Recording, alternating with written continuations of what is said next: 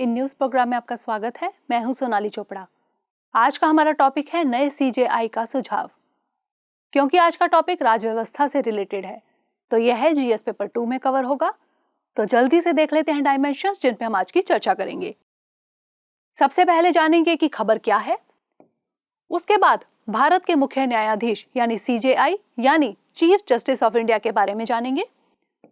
उसके बाद सीजेआई की चयन की प्रक्रिया के बारे में जानेंगे, कॉलेजियम व्यवस्था और एनजेएसी के बारे में जानेंगे और अंत में रहेगा आपके लिए प्रश्न।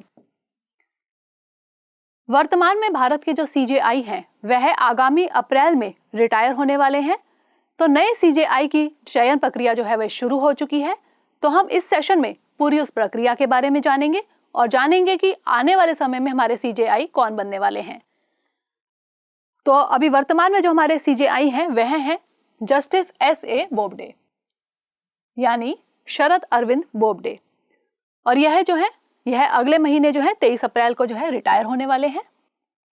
और उन्होंने आगामी जो अगले सीजेआई हैं उनके नाम उसके लिए सिफारिश की है। किसके नाम की? Justice NV. रमन्ना के नाम की सिफारिश उन्होंने की है। तो ऐसे में केंद्र सरकार ने नए जस्टिस की नियुक्ति की प्रक्रिया शुरू कर दी है। इसलिए सीजेआई बोबडे ने अगले सीजेआई के नाम की सिफारिश मांगी गई है।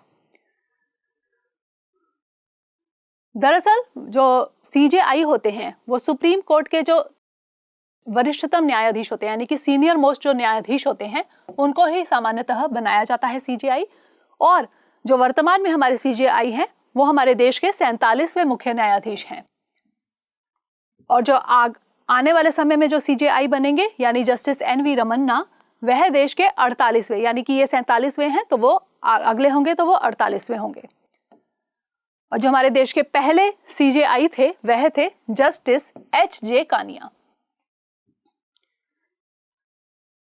सीजेआई के बारे में जो है सर्वोच्च न्यायालय के न्यायाधीशों और मुख्य न्यायाधीशों की नियुक्ति किसके अंतर्गत की जाती है? अनुच्छेद 124 के अंतर्गत इनकी नियुक्ति की जाती है। और इनको नियुक्त कौन करते हैं? राष्ट्रपति। और इसके बाद विधि मंत्री द्वारा उपयुक्त समय पर जो हमारे जो अभी वर्तमान में जो सीजेआई हैं उनकी सिफारिश के आधार पर नियुक्ति प्रक्रिया की शुरुआत की जाती है। तो ये तो हुई सीजेआई की बात। अब जान लेते हैं कि वो पूरी प्रक्रिया कैसे होती है। सबसे पहले जो हमारे अभी वर्तमान में जैसे सीजेआई हैं वह कॉलेजियम के परामर्श से, कॉलेजियम के बारे में हम आगे पढ़ेंगे, इनके परामर्श कर विधि और न्याय मंत्रालय को अपनी सिफारिश भेजते हैं। उसके बाद सीजेआई कॉलेजियम से उपर्युक्त जज की नए सीजेआई के रूप में नियुक्ति के लिए परामर्श कर सकते हैं। उसके बाद सीजेआई से एक सिफारिश मिलने के बाद विधि और न्याय मंत्री प्रधानमंत्री को भेजते हैं और अंत में नियुक्ति जो है राष्ट्रपति द्वारा की जाती है और वह सीजेआई को पद की शपथ दिलाते हैं। तो यह था पूरा प्रोसेस। और इसके तहत जो है एक बिल पारित किया गया था 2019 में जिसे कहा जाता है the supreme court number of जजेस अमेंडमेंट बिल 2019। इसके जरिए जो है जो उच्चतम न्यायालय में जो जजेस थे उनकी संख्या 30 से बढ़ाकर 33 कर दी गई थी।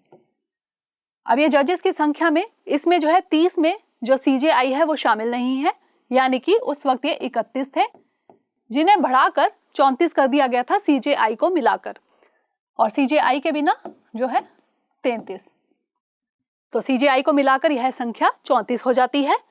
शुरुआत में उच्चतम न्यायालय ने जजों की संख्या 8 थी जिसमें सीजेआई भी शामिल थे, यानी कि 7 जज और एक सीजेआई। उसके बाद जजों की संख्या के मामले में अधिकार किसके पास है? वो संसद का अधिकार है। अब जान लेते हैं कॉलेजियम व्यवस्था के बारे में। कॉलेजियम व्यवस्था कैसे आई इसके बारे में जो है फर्स्ट जजेस केस, सेकंड जजेस केस, इन सबको हम पढ़ सकते हैं। अब जान लेते हैं कॉलेजियम व्यवस्था क्या है।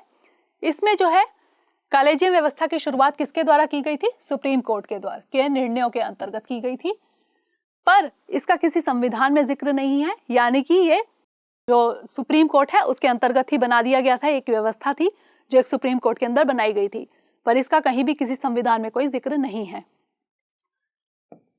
इसमें सुप्रीम कोर्ट और हाई कोर्ट के न्यायाधीश की नियुक्ति और स्थानांतरण यानी कि उनके तबादले वगैरह में उनके परामर्श की एक प्रक्रिया है। तो इसमें जो है जो सुप्रीम कोर्ट का है, यहाँ पे हम सुप्रीम कोर्ट कॉलेजियम की अध्यक्षता कौन करते हैं? CJI द्वारा की जाती है और यह न्यायालय के 4 अन्य वरिष्ठतम न्यायाधीश भी इसमें शामिल होते हैं। और जो हाई कोर्ट की है उसमें अध्यक्षता चीफ जस्टिस है। यहाँ पे हमें डिफरेंस पता चल रहा होगा कि सुप्रीम कोर्ट में CJI है और हाई कोर्ट में केवल चीफ जस्टिस हैं, तो उसकी अध्यक्षता चीफ जस्टिस द्वारा की जाती है। और इसमें भी जो है जो न्यायालय के 4 अन्य वरिष्ठतम यानी सीनियर मोस्ट जो न्यायाधीश हैं वो शामिल हैं इसमें। अब जान लेते हैं NJAC के बारे में। NJAC यानी नेशनल जुडिशियल अपॉइंटमेंट्स कमीशन, राष्ट्रीय न्यायिक नियुक्ति आयोग यानी NJAC। तो इसको लाया गया था ताकि जो हमारी कॉलेजियम व्यवस्था थी उसमें पारदर्शिता का अभाव था, तो उसको कम करने के लिए इसको लाया गया था और उसको खत्म करने का भी इसमें जो है बात कही गई थी। और सुप्रीम कोर्ट और हाई कोर्ट के न्यायाधीशों और मुख्य न्यायाधीशों की नियुक्ति को और अधिक पारदर्शी बनाने का सरकार का प्रस्ताव था इसमें। और इसमें संविधान के 99वां संशोधन करके अनुच्छेद 124A भी इसमें जोड़ा गया था। अब सुप्रीम कोर्ट ने इसको जो है असंवैधानिक करार कर दिया था, इसको असंवैधानिक घोषित कर दिया था। क्यों? क्योंकि सुप्रीम कोर्ट का कहना था कि ये न्यायालय की स्वतंत्रता के आधार पर संविधान के आधारभूत ढांचे का उल्लंघन है।